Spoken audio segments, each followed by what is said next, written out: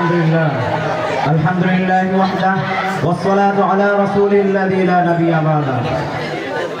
ওয়াজিদ আল ইসলামী complex জাদুঘাটি দারুল উলুম কারিমিয়া কওমি মাদ্রাসার উদ্যোগে আজকের সিরাতুন নবী সাল্লাল্লাহু আলাইহি ওয়াসাল্লামের মাহফিলে সম্মানিত সভাপতি ও আমার সামনে বাংলার দূর দূর থেকে একটা গাড়ি বিভাষক ছাত্র ভাইরা সকলকে জানাই শুভেচ্ছা ও মোবারকবাদ। আমরা সকলেই জানি নবীর জন্মগ্রহণের মাস হচ্ছে রবিউল আউয়াল মাস। আমার নবী যখন জন্মগ্রহণ করেন তখন এই পৃথিবীর মানচিত্রে জুলুম, অত্যাচার, ডাকাত, রাহজানি সকল কিছুর অনেক প্রচলন ছিল। আমার নবী তাদের বিরুদ্ধে একটা প্রেচার হিসেবে দাঁড়িয়েছিল।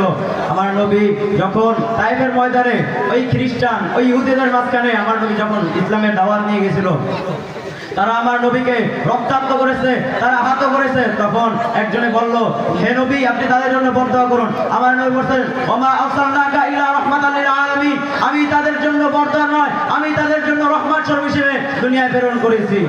আমরা আরো দেখতে পাই নবীর সিরাতের দিকে তাকাইলে, আমার নবী যখন বদর প্রান্তে গিয়েছিল তখন মুসলমানদের সৈন্যর সংখ্যা ছিল মাত্র 313 জন। তাদের কাছে কোনো সৈন্য ছিল না, তাদের কাছে ঘোড়া ছিল না, তাদের কাছে অস্ত্র ছিল না। কিন্তু অপরদিকে কাফেরদের সংখ্যা ছিল প্রায় 1000, তাদের কাছে অস্ত্র অনেক ছিল। তবু আমার নবী কিন্তু চিন্তা করে নাই। আমার নবী ধৈর্য ধারণ করে তাদের মঞ্চে, তাদের ওই ময়দানে একটা প্রাচীর হিসাবে দাঁড়িয়েছিল।